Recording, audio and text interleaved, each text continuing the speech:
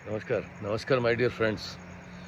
आपका दिन शुभ हो, आपके दिन मंगलमय हो। आइए बात करता हूँ बहुत प्यारी सी आपके साथ। और ये जो नित्य प्रतिदिन हम आपसे सुंदर सुंदर कहानियाँ शेयर करते हैं, थोड़ा-सा अगर आप इनको अपने कमेंट्स के द्वारा, अपने अपने शेयर के द्वारा या अपने सब्सक्राइब अगर आपने अभी तक नहीं किया है तो प्लीज़ सब्सक्राइब करते जाइए। और नित्य प्रतिदिन आपको करंट अफेयर के साथ-साथ सुंदर सुंदर कहानियाँ आपको मिलती रहेंगी। ये मेरा हमेशा से प्रयास है। और आपका कमेंट, आपका सब्सक्रिप्शन, आपकी लाइक, ये मेरे लिए उत्साह भरती है। खैर, आज आपसे बात करता हूँ। एक बार की बात थी कि एक बर्फ़ की फैक्ट्री में एक व्यक्ति काम करता था। एक बार अचानक क्या हुआ कि छुट्टी के समय वो विज़िट करने जहाँ पर बर्फ़ जमाई जाती थी वहाँ चला गया। और छुट्टी के होने के कारण वहाँ का दरवाज़ा बंद हो जाता है। अब वो अंदर ही फँस जाता है, देखता है कि दरवाज़ा बंद हो गया। अब उसके पास कोई साधन नहीं था, कैसे वो बाहर निकलता। आखिर वो बड़ा परेशान हो जाता है। थोड़ी देर में वो जानता है कि 2 से 3 घंटे के अंदर उसका शरीर पूरा बर्फ़ हो जाएगा और उसकी मृत्यु हो जाएगी।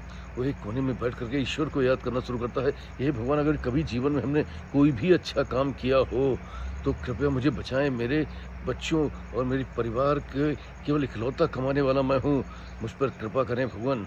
और इस तरीके से ही भगवान पर समर्पण करके उनसे अपनी जो भी चीज़ें थी उनके लिए माफ़ी मांगने लगा, क्षमा मांगने लगा।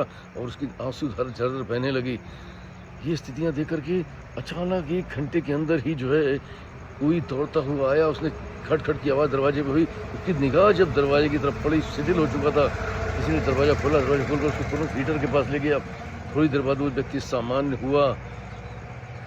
तो चौकीदार जिसने दरवाज़ा खोला था उसने कहा कि अरे, आप अंदर कैसे रह गए थे? उन्होंने बताया कि मैं लास्ट टाइम भी विज़िट करने गया था, तब तक किसी ने दरवाज़ा बंद कर दिया, ये सोच कर कि शायद अब अंदर कोई नहीं होगा, और मैं अंदर ही फँस गया।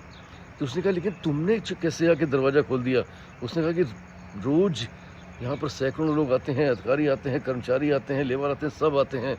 और लेकिन यूँ ही मेरे बगल से निकल जाते हैं। कुछ ही लोग ऐसे हैं जिनकी मुझसे दुआ सलाम होती है, जो आते वक़्त मुझसे जो है मेरा कुशल-क्षेम पूछते हैं, मुझसे राम-राम करते हैं और जाते वक़्त भी राम-राम काका कह के निकल के जाते हैं। लेकिन आज आते वक़्त तो आपने मुझसे राम-राम किया, लेकिन जाते वक़्त आपकी मैंने राम-राम काका नहीं सुनी। और इसलिए मैं समझ गया कि लगता है कहीं न कहीं आप अंदर ही हैं और कहीं फँस ना गए हो किसी मुसीबत में। तो मैं आपको ढूँढता-ढूँढता जो है इस रूम तक आ गया। उसने कहा कि इतनी छोटी-सी बात है, केवल सिर्फ राम-राम कहने पर ही आज उसकी जीवन बच गया था। मित्रों, हकीकत है कि जो सत्कर्म, जो काम आप करते हैं ना, वही आपके फल के स्वरूप आपके पास वापस आते हैं। तो अगर आप ईश्वर की शरण में रहते हैं और ईश्वर की बताई हुई चीज़ों पर निरंतर अपने कर्म करते रहते हैं, लोगों के प्रति आपका प्रेम, सद्भावना रहता है, मानवता रहती है, तो आप समझिए कहीं न कहीं वो पलट के आपके पास ज़रूर आती है। इसलिए अपनी वाणी, अपने व्यक्तित्व पर ध्यान दें, निश्चित तौर पर ईश्वर आपका ध्यान देगा।